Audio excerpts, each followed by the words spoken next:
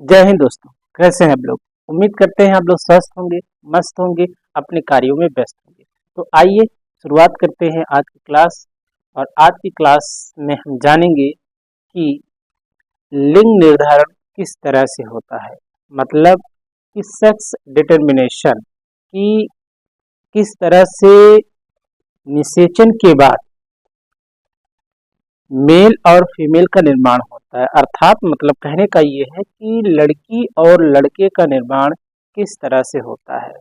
वैसे तो कहा गया है कि जो ईश्वर है वो सब कुछ निर्धारित करता है, क्या करना है क्या नहीं। लेकिन ईश्वर तभी निर्धारित करता है जब आप उस दिशा में कर्म करेंगे, क्योंकि कर्म करेंगे तो उसके परिणाम होंगे। आप कर्म में चाहे आप अच्छा कर्म करिए या बुरा कर्म करिए, जिस तरह से आप कर्म करेंगे उस तरह से उसका परिणाम होगा। हालांकि बायोलॉजी की भाषा में हम ये समझने की कोशिश करेंगे कि किस तरह से एक मनुष्य में लिंग निर्धारण होता है। जैसा कि आप मेरे पीछे चित्र में देख पा रहे होंगे कि यहाँ पर मैं आपको समझाऊंगा कि किस तरह से जो है कि एक मनुष्य में लिंग निर्धारण होता है। इसके साथ साथ हम चर्चा करेंगे कि जो पक्षियां हैं, हालांकि वे स्तनधारी तो नहीं है, लेकिन वे अंडे देती हैं, लेकिन फिर भी उनमें आंतरिक निषेचन होता है। तो उनमें किस तरह से जो है लिंग निर्धारण होता है। इसके बाद बच्चा हम समझेंगे कि जो क्या बोलते हैं मधुमक्खियां जो शहद का निर्माण करती हैं, वो उनमें किस तरह से जो है कि लिंग निर्धारण होता है। और इसके साथ साथ हम ये समझेंगे कि जो मधुमक्खियां होती हैं वो शहद का निर्माण कैसे करती हैं और एक पौधों को निषेचन करने में किस प्रकार सहायता करती हैं। तो आइए शुरुआत करते हैं आज की क्लास। और आज की क्लास बहुत ज़बरदस्त होने वाली है और आपको समझ में भी आएगा। और मैं आपको बता दूं कि इसमें आप बेहतर तरीके से समझेंगे कि किस तरह से लिंग निर्धारण होता है।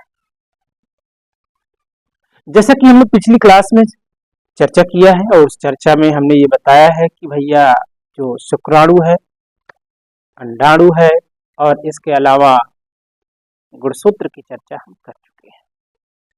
गुणसूत्र केंद्रक में पाए जाने वाला एक तरह से न्यूक्लियो प्रोटीन का बना होता है और इसके साथ साथ गुणसूत्र जो होते हैं सभी जंतुओं में अलग अलग होते हैं। तो अब गुणसूत्र दो तरह से होते हैं, दो प्रकार के। हालांकि जिसमें गुणसूत्र में दो तरह से होते हैं, हालांकि जो गुणसूत्रों की खोज है वो स्ट्रासबर्गर ने किया, लेकिन इस शब्द का जो प्रयोग किया वो डब्ल्यू वर्ल्डेयर ने। इंग्लिश में से हम क्रोमोसोम कहते हैं। तो जो क्रोमोसोम होता है, जो गुणसूत्र होता है, वह मुख्यतः कितने प्रकार का होता है? दो प्रकार का होता है। एक आपका होता है समजात और एक होता है विषमजात।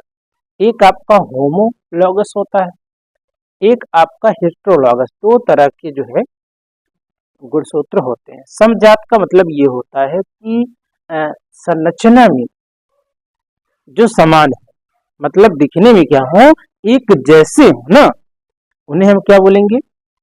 समजात गुणसूत्र कहेंगे। परंतु जो संरचना में भिन्न हो उसे हम क्या कहेंगे? असमजात या हेटेरोलॉगस गुणसूत्र कहते हैं। यही गुणसूत्र को इसका विभाजन के दौरान क्या होता है कि अलग होते हैं और निर्धारित हो जाता है कि उसमें से मेल होगा या फीमेल। और ये तब निर्धारित होगा जब शुक्राणु और अंडाणु में निषेचन होगा। जैसा कि आप मेरे पीछे यहाँ चित्र में देख पा रहे हैं, यहाँ आपको दिख रहा है एक्स एक्स और दूसरी तरफ दिख रहा है एक्स वाई। जो एक्स एक्स दिख रहा है बच्चे, उसको हम क्या बोलते हैं? उसको हम बोलते हैं समजात गुणसूत्र, क्योंकि समानता में समान है, मतलब एक जैसा है। और इधर आपको दिख रहा है एक्स वाई गुणसूत्र, जो इस तरफ दिख रहा है वो क्या दिख रहा है? एक्स वाई गुणसूत्र, जो कि विषम गुणसूत्र है। अब जो यहाँ पर एक्स एक्स दिख रहा है वो ये फीमेल का है, ये मादा का है, ये स्त्री का गुणसूत्र है। जैसा कि आप जानते हैं कि मनुष्य में लगभग कितने गुणसूत्र होते हैं? 46 होते हैं। परंतु जब अर्धसूत्री विभाजन होता है तो उस दौरान क्या होता है कि गुणसूत्र की आधी संख्या ही आती है। तो पुरुष में जब शुक्राणु का निर्माण होता है तो एक शुक्राणु में 23 गुणसूत्र होते हैं। 23 गुणसूत्र में उसमें से एक लिंक क्रोमोसोम होगा और उसमें से 22 जो होंगे वो क्या होगा, ऑटोसोम्स होंगे। वही वाला डिसाइड करता है कि किस तरह से मेल फीमेल का निर्माण होगा। हालांकि यहाँ चित्र में आप देखिए कि यहाँ पर जो XX दिया है ये स्त्री का गुणसूत्र है, जबकि XY जो है वो पुरुष का गुणसूत्र है। अब ये जानते हो कि अंडो उत्सर्ग के दौरान स्त्री में क्या होता है, सिर्फ एक अंडाणु का निर्माण होता है। कितने अंडाणु का निर्माण होता है, एक अंडाणु का निर्माण होता है। तो जब एक अंडाणु का निर्माण होता है हर मंथ, जब उनको मासिक चक्र के बाद जब उनका जो है अंडो उत्सर्ग वाला दिन आता है तो उस दौरान जो क्या होता है कि अंडाणु जो है उत्सर्जित होते हैं और उनमें सिर्फ एक अंडाणु होता है, वो भी अगुणित होगा और उसमें जो गुणसूत्र होगा वो सिर्फ X टाइप ही होगा। ठीक है बच्चे। फिर यहाँ देखिए आप जो है कि XY दिख रहे हैं तो इसमें बहुत सारे गुणसूत्रों का निर्माण होता है, बहुत सारे शुक्राणुओं का निर्माण होता है और उन शुक्राणुओं में किसी में X होगा और किसी में क्या होगा, Y होगा। अब क्या होगा कि यहाँ आप देख रहे हैं कि यहाँ हम ले लेते हैं, जब यहाँ पर विभाजन होगा तो आप यहाँ पर X आ जाएगा, लेकिन जब यहाँ पर विभाजन होगा तो यहाँ पर X और Y दोनों अलग अलग आ जाएंगे, क्योंकि उसमें एक शुक्राणु का निर्माण नहीं होता है बल्कि करोड़ों की संख्या में शुक्राणु होते हैं और करोड़ों की संख्या में कुछ X टाइप के होते हैं और कुछ क्या होते हैं, Y टाइप के होते हैं। इनमें दोनों तरह के गुणसूत्र आपको दिखाई दे रहे हैं, इसी कारण तो इसको विषम जात कहते हैं, इसी कारण तो इसको हेटेरोलॉगस गुणसूत्र कहते हैं। परंतु इधर आपको जो दिख रहा है सिर्फ इसमें एक अंडाणु का निर्माण होता है जो कि अंडाशय से रिलीज होता है। अब क्या हो रहा है कि बच्चे इसमें आप देख पा रहे हैं कि ये जो शुक्राणु है ना, चित्र के माध्यम से देख पा रहे हैं कि ये जो शुक्राणु है ये क्या कर रहा है, अंडाणु की तरफ जा रहा है। तो जो अंडाणु की तरफ ये जा रहा है ना, देखो ये मूवमेंट करके जा रहा है, तो ये जो मूवमेंट करके शुक्राणु की तरफ जा रहा है, अंडाणु की तरफ जा रहा है, इसमें से या तो X गुणसूत्र मिलेगा या तो क्या मिलेगा, Y। अगर इसमें से X गुणसूत्र मिलेगा तो वहां पर निर्माण होगा लड़की। मां के गर्भ में क्या आएगी, लड़की आएगी। उसके बाद जो Y गुणसूत्र है, अगर वो Y गुणसूत्र अगर जाकर अंडाणु से निषेचन कर लेता है तो वहां पे क्या होगा, लड़का। तो इसीलिए तो मैं कहता हूं, किसी ने कहा ना कि बेटी जन्म ले जिस घर में वो घर वो जन्नत है, हर घर में एक बेटी हो मानी मैंने मन्नत है, ऐसा कहा जाता है। देखो लड़का का भी महत्व है और लड़की का भी महत्व है, क्योंकि ये दोनों ही मिलकर इस सृष्टि को चलाते हैं, इसलिए दोनों में समानता का दर्जा मिलना चाहिए। लड़की भी कम नहीं है, लड़का भी कम नहीं है, इसमें हम कभी भी तुलना नहीं कर सकते हैं, तुलना का कोई कारण है ही नहीं। यदि हम बच्चों को अच्छा संस्कार दे सकें, उनको अच्छी शिक्षा देंगे तो बच्चे निश्चित तौर पर, चाहे वो लड़का हो चाहे वो लड़की हो, वो बिल्कुल समझदार नागरिक बनेंगे। इस देश के सबसे रिस्पॉन्सिबल जो है कि कह सकते हैं कि नागरिक बनेंगे, बच्चे बनेंगे जो इस देश की धरोहर है। हालांकि हम चर्चा कर रहे थे किसके बारे में, कि यहाँ पर किस तरह से जो है कि लड़की या लड़के का निर्माण हो जा रहा है। इसके बाद हम चर्चा कर लेते हैं बच्चे की अब यहाँ पर लड़की कैसे बना, जब X वाला जो शुक्राणु है वो अंडाणु से निषेचन। तो अब यहाँ देखो बच्चे क्या है कि जो जब X और X मिल गया तो यहाँ लड़की बन गया, जब XY मिल गया तो यहाँ क्या बन गया, लड़का बन गया। तो 1 2 3 4 यहाँ पर पूरा पैटर्न आपको दिख रहा है और इस पैटर्न में आपको जहां पर XX दिख रहा है वो क्या है, लड़की है, जहां पर XY है वहां पर क्या है, लड़का है। तो इसीलिए विज्ञान ये कहता है, क्या कहता है विज्ञान, विज्ञान ये कहता है कि लड़का होना या लड़की होना पिता के गुणसूत्रों पर निर्भर करता है, ना कि माता के गुणसूत्रों पर निर्भर करता है। तो इसके साथ साथ हम चर्चा कर लेते हैं, उसके बाद हम चर्चा करेंगे किसके बारे में, कि पक्षियों में किस तरह से लिंग निर्धारण होता है। लेकिन अब यहाँ पर हम इसको जो है मेल और फीमेल से बिल्कुल तुलना नहीं कर सकते हैं, लेकिन इसके साथ साथ ये समझने का प्रयास करेंगे कि जो शुक्राणु है, जो अंडाणु है, ये एक अलग कंडीशन होता है। लेकिन अगर हम चर्चा कर लेते हैं किसके बारे में, पक्षियों के बारे में चर्चा कर लेते हैं, तो पक्षियों में जो सेक्स डिटर्मिनेशन होगा वो मनुष्यों के जस्ट क्या होगा, अपोजिट होगा। अब आप कहोगे कैसे, आइए समझते हैं इसको। तो अब जो उसमें से पक्षियों में जो मेल होगा उसमें जो गुणसूत्र होगा ना, तो अब मेल में हमने उसमें पढ़ा था, नर में क्या पढ़ा था, एक्स वाई था। लेकिन पक्षियों में क्या है कि जेड जेड जेड, मतलब इसमें जो गुणसूत्र होगा वो कैपिटल जेड है। क्या दिख रहा है आप लोगों को, यहाँ पर कैपिटल जेड ये है नर का गुणसूत्र, वो भी पक्षियों में। जबकि दूसरी तरफ दिख रहा है जेड डब्ल्यू, ये है मादा में। यही तो सृष्टि का खेल है। यहाँ पर देखो कि यहाँ पर लिंग निर्धारण कौन कर रहा है, यहाँ पर लिंग निर्धारण कर रही है एक मादा, जबकि मनुष्य में जो लिंग निर्धारण करता है वो करता है पिता। ठीक है बच्चे, अब यहाँ देखिए जो आपको कैपिटल जेड दिख रहा है, ये है नर का गुणसूत्र जो पक्षियों में, और जेड डब्ल्यू दिख रहा है वो मादा का है। तो इसमें तय कर रही है एक मादा पक्षी कि यहाँ पर मेल होगा कि फीमेल होगा। ठीक है, अब यहाँ देखिए बच्चे कि अब यहाँ पर जेड दिख रहा है, यहाँ पर जेड है। अब वही होगा कि यहाँ पर भी वही अर्धसूत्री विभाजन होगा, तो एक प्रकार से यहाँ जेड आ जाएगा और यहाँ पर दोनों आ जाएंगे जेड और डब्ल्यू। यदि जेड आता है किससे, जेड डब्ल्यू से मिल जाता है, तो वहां पर बनता है क्या,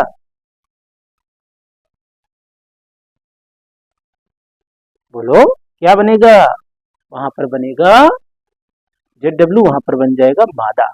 अगर जेड जेड है तो वहां नर बन जाएगा, सॉरी यहाँ पर देख लीजिएगा कि यहाँ पर जो जेड जेड है वो क्या बन जाएगा, नर बन जाएगा। जो जेड डब्ल्यू होगा वो क्या बन जाएगा, मादा बन जाएगा। तो पक्षियों में जो लिंग निर्धारण होगा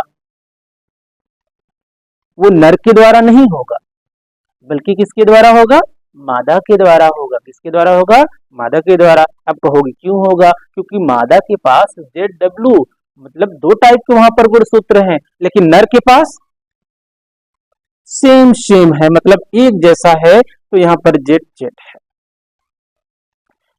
ये तो रहा बच्चे आपका जो है कि पक्षियों में लिंग निर्धारण। तो याद रखिएगा कि मनुष्यों में लिंग निर्धारण मतलब लड़का या लड़की होना, ये डिसाइड करेगा पिता का गुणसूत्र, जबकि पक्षियों में जो होगा वो डिसाइड करती हैं मादा पक्षी, क्योंकि उनमें जेड डब्ल्यू क्या होते हैं, गुणसूत्र होते हैं। वैसे पक्षियां इस धरती की धरोहर है और पक्षियों को बचाना ही चाहिए, और इसके साथ साथ उनका अपना एक रोल है पर्यावरण में।